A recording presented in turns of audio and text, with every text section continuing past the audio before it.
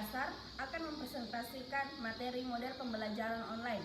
Sebelumnya, perkenalkan, nama saya Agisa Alifa, adapun anggota kelompok saya. Baik, perkenalkan nama saya Yunita Ramadhani. Perkenalkan, nama saya Intan Maharani. Perkenalkan, nama saya Azizi Rahmadani Andi Harlan. Perkenalkan, nama saya Rosbita. Perkenalkan, nama saya Nadia Nurfaiza. Selanjutnya, kami akan memaparkan materi pertama. Baik, terima kasih kepada moderator telah memberikan saya kesempatan untuk membawa materi pertama. Langsung saja, di sini saya akan membawa materi pertama dari konsep model pembelajaran online.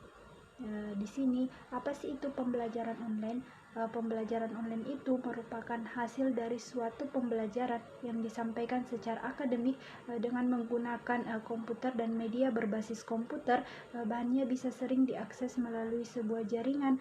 Sumbernya bisa berasal dari WhatsApp, internet, Google Chrome, dan DFD. Sekian. Baik, di sini saya akan menjelaskan materi kedua, yaitu sejarah dan perkembangan pembelajaran online.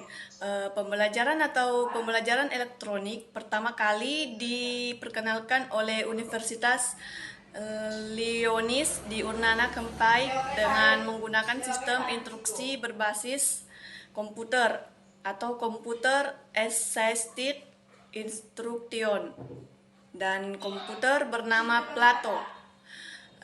Perkembangan learning dari masa ke masa.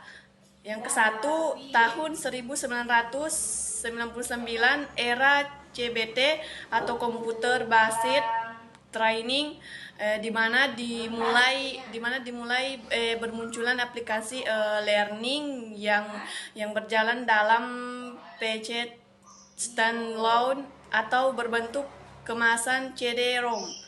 Yang kedua, tahun 1994, seiring dengan diterimanya CBT oleh masyarakat sejak tahun 1994, CBT muncul dalam bentuk paket yang lebih menarik dan diproduksi secara massal. Adapun yang ketiga, tahun 1997, LMS atau Learning Management System. Seiring dengan perkembangan teknologi internet, masyarakat di dunia mulai terkoneksi dengan internet. Adapun yang keempat, tahun 1999, sebagai tahun aplikasi learning berbasis web. Perkembangan LMS menuju aplikasi learning terbesar web berkembang secara total, baik untuk pembelajar atau learner maupun administrasi belajar mengajarnya. Saya akan melanjutkan materi yang ketiga, yaitu karakteristik dalam model pembelajaran online. Nah, karakteristik dalam model pembelajaran online menurut Isman dalam Basri et al. 2020, yang pertama itu menurut pembelajaran atau peserta didik untuk membangun dan menciptakan pengetahuan secara mandiri. Yang kedua, peserta didik akan berkolaborasi dengan peserta didik lain dalam membangun pengetahuannya dan memecahkan masalah secara bersama-sama. Yang ketiga, membentuk suatu komunitas pembelajaran yang inklusif.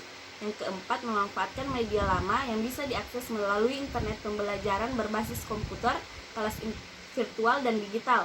Yang kelima, intervitas, kemandirian dan aksesibilitas dan pengayaan. Kita melanjutkan materi yang keempat, yaitu langkah-langkah pembelajaran online. Langkah-langkah pembelajaran online yaitu yang pertama, langkah analisis, seperti menganalisis tujuan pembelajaran, merumuskan bentuk pencapaian peserta didik, menganalisis kebutuhan peserta didik selama pembelajaran. Yang kedua yaitu langkah desain, yaitu menentukan indikator pencapaian peserta didik, membuat kriteria penilaian bagi peserta didik, dan menyusun instrumen penilaian. Yang ketiga ada langkah pengembangan, yaitu memilih bentuk pembelajaran online, memberikan bentuk penugasan pada peserta didik, dan mengembangkan sistem pembelajaran. Yang keempat ada langkah implementasi, yaitu mengadakan pembelajaran dengan langkah pengembangan dan melakukan latihan sebelum pembelajaran. Yang kelima ada evaluasi. Pada langkah evaluasi, pendidikan atau guru bisa melakukan evaluasi pelaksanaan pembelajaran untuk dijadikan dasar penyelenggaraan belajar. Baik, di sini saya akan memaparkan materi tentang kelebihan model belajar online.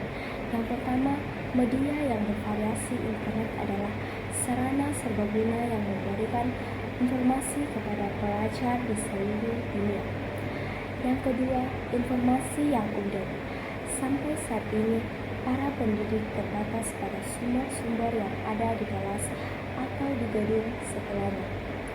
Yang ketiga, navigasi keuntungan utama dari internet adalah mampu untuk bergerak dengan mudah dan antar dokumen.